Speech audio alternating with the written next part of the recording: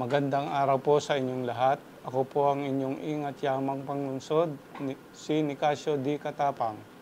Nais ko pong ibapatid sa inyong mamamayan na hindi nababayaran ang buwis ng kanilang ari-arian tulad ng lupa, gusali o makinarya simula noong June 30, 2024 pababa. Sa kasalukuyan, mayroon po tayong batas nasyonal na ipinapatuloy. Ito ay ang Republic Act 12001 o RP-BARA Law, Real Property Valuation and Assessment Act. Nasasaad po sa Section 30 sa batas na ito ng aming tanggapan ng ingat yaman ay ipinapatupad na maaari o pwedeng bayaran ang inyong pagkakautang sa buwis ng walang penalty o interest. Ito po ang tinatawag nating tax amnesty.